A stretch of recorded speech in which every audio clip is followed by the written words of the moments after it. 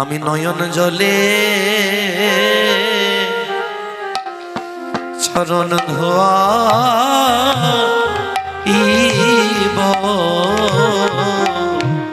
আমি নয়ন জলে চরণ দোহা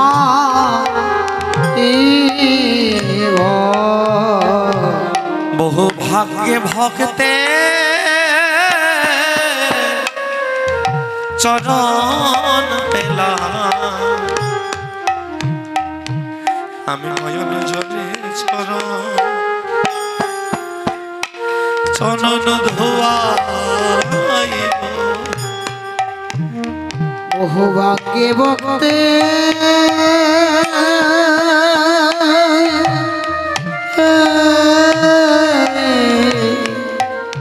ছড়া পেলাম আমি নয়ন জলে চরণ দোহাইব বহু ভাগ্যে ভক্তে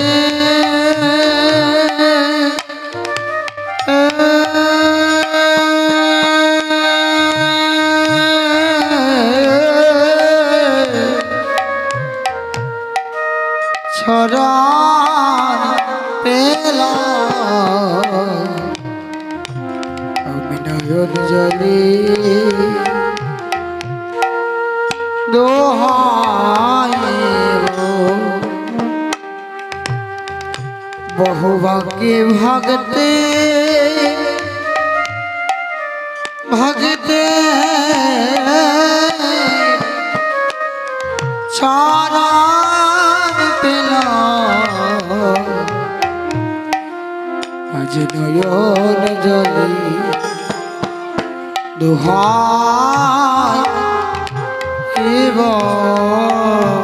রুক্মিণী এই চরণ আমি আজ গঙ্গা জলে নয় আমি নয়ন জলে ধোয়াইব আমি নয়ন জলে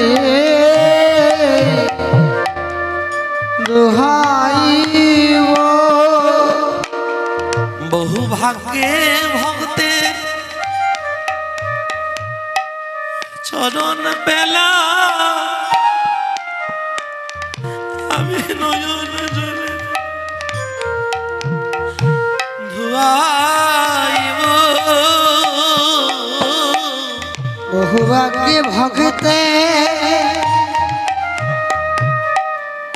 চরণ পেলাম আমি নয়ন জলে দোয়াইব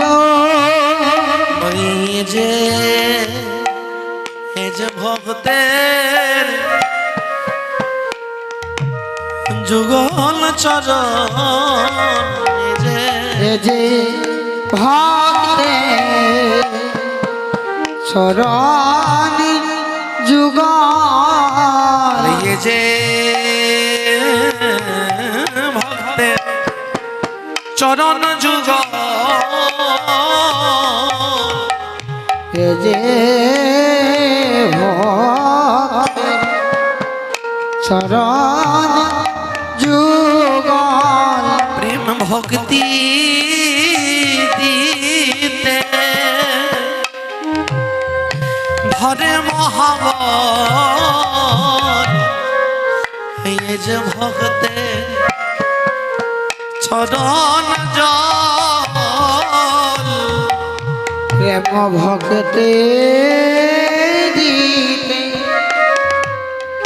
তরে মহাবল বলিয়ে তো ভক্তে চরণ যুগ ভগবান সুদামার চরণ নয়ন জলে ধুয়ে এবারে সুদামার চরণ অমৃত পান করছেন। রুক্মিণী এই যে ভক্তের চরণ জল তোমরা বৈষ্ণব চরণ জল পান করো।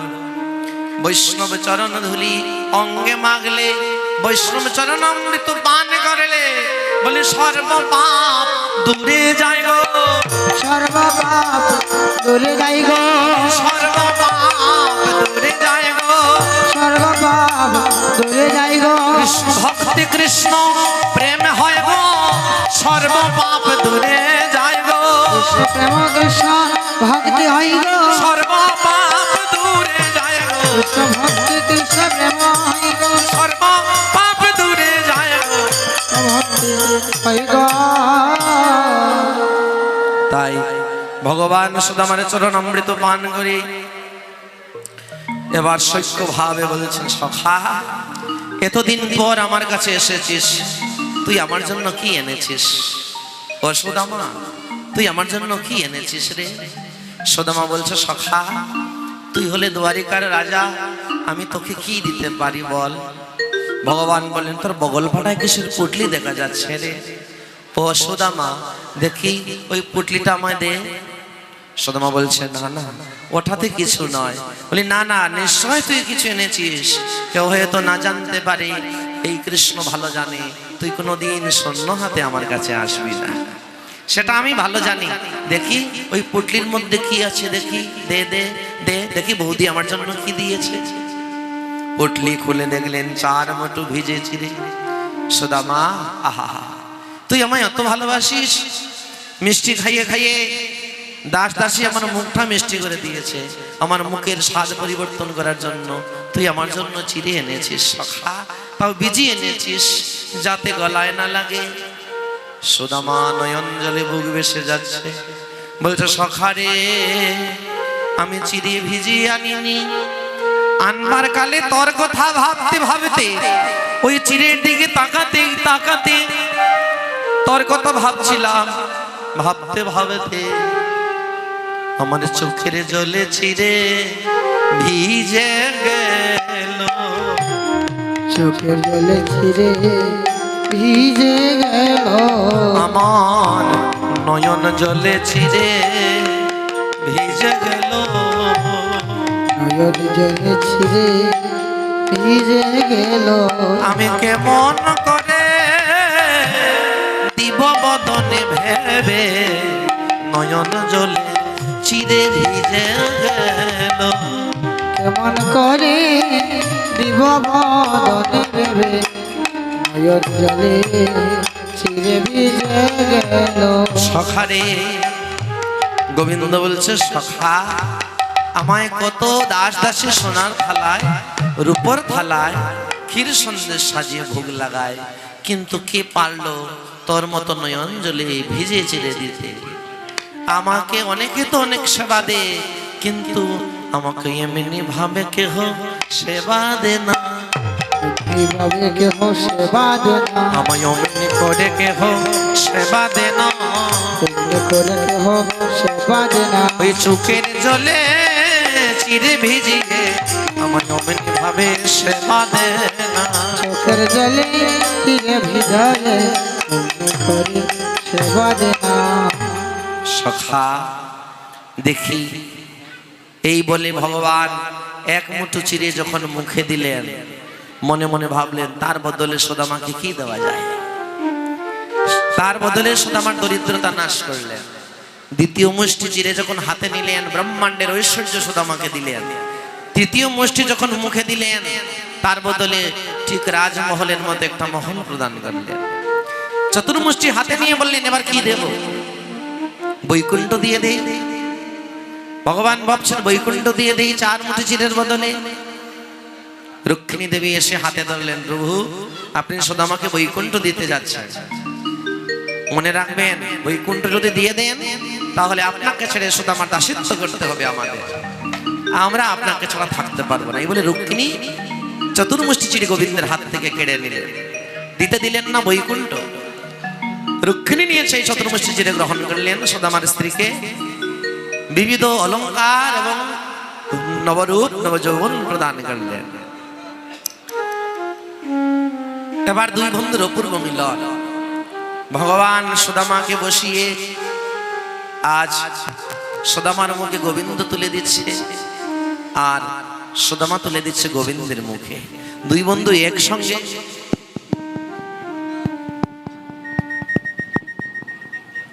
রাধে রাধে শ্যাম রাধে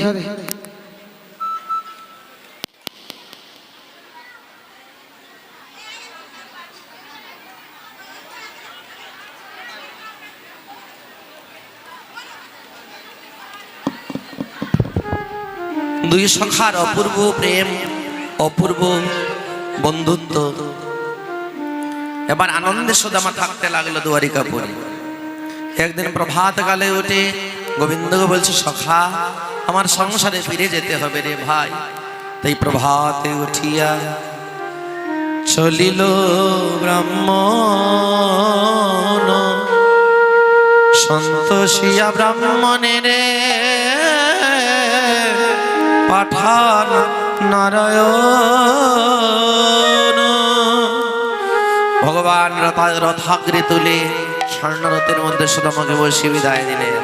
আর বলছে, সুদামা তুই ভালো থাকিস, সুদামা তুই ভালো থাকিস, সুদামা তুই ভালো থাকিস, সুদামা তুই ভালো থাকিস। ও তুই কোনো চিন্তা করিস না রে সুদামা তুই ভালো থাকিস, কোনো চিন্তা করিস না রে সুদামা তুই ভালো থাকিস।